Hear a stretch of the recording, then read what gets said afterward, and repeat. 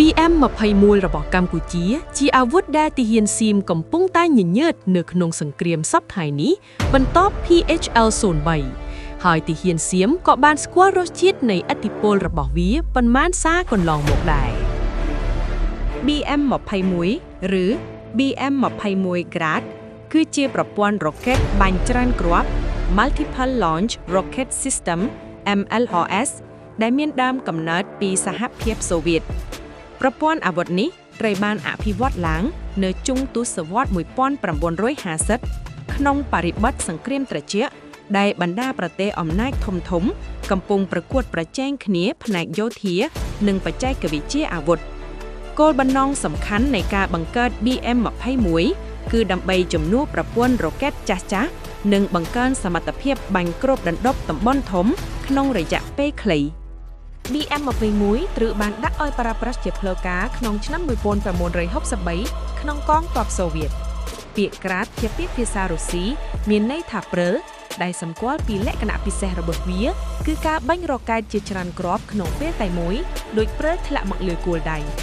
ប្រព័ន្ធនេះត្រូវបានដំឡើងលើរថយន្តយោធាប្រភេទ 6x6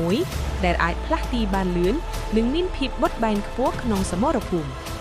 លក្ខណៈបច្ចេកទេសសំខាន់របស់ BM21 គឺការប្រើរ៉ុកែតទំហំ122មីលីម៉ែត្រមានបំពង់បាញ់ចំនួន40បំពង់ហើយវាអាចបាញ់រ៉ុកែតទាំងអស់ក្នុងរយៈពេលប្រហែល20វិនាទី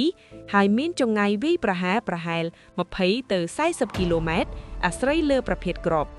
BM21 មិនត្រូវបានរចនាឡើងសម្រាប់ការបាញ់ចំគោលដៅតំបន់តូចនោះទេប៉ុន្តែសម្រាប់ការបាញ់គ្របដណ្ដប់តំបន់ធំដើម្បីបំផ្លាញកម្លាំងសត្រូវឬបំបាក់ស្មារតីមុនការវាយលុកដោយកងទ័ពស្មៅជើងក្នុងអំឡុងសង្គ្រាមត្រជាក់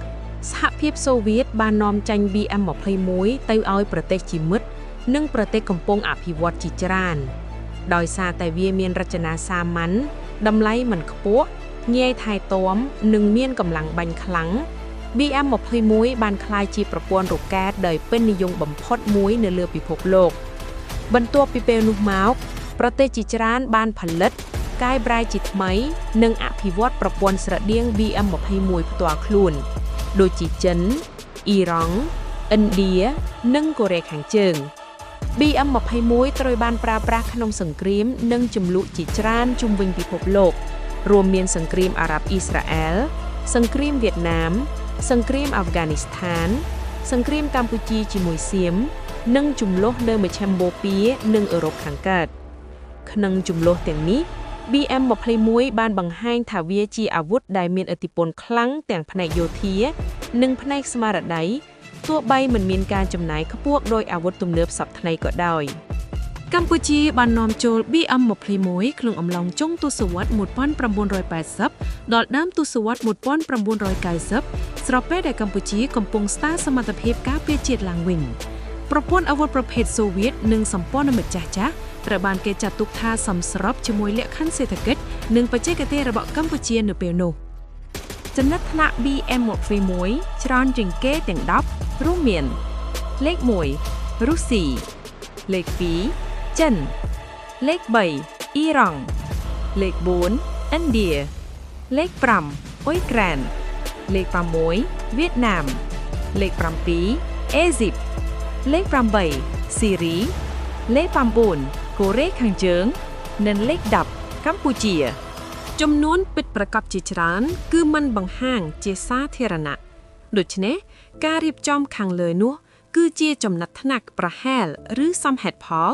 ពីប្រភពយោធាសាធារណៈនិងការវិភាគអន្តរជាតិសរុបមក BM21 Grade គឺជាប្រព័ន្ធរ៉ុកែតដែលមានប្រវត្តិសាស្ត្រយូរជាង60ឆ្នាំមកហើយនៅតែមានតួនាទីសំខាន់នៅក្នុងកងទ័ពប្រទេសជាច្រើនជាពិសេសប្រទេសកម្ពុជាវាជាឧទាហរណ៍នៃអាវុធដែលបង្ហាញថាបច្ចេកវិទ្យាមិនចាំបាច់ទំនើបបំផុតក៏អាចមានឥទ្ធិពលខ្លាំងក្នុងសមរភូមិប្រសិនជាវាត្រូវបានប្រើប្រាស់សមស្របតាមយុទ្ធសាស្ត្រដែលត្រឹមត្រូវ។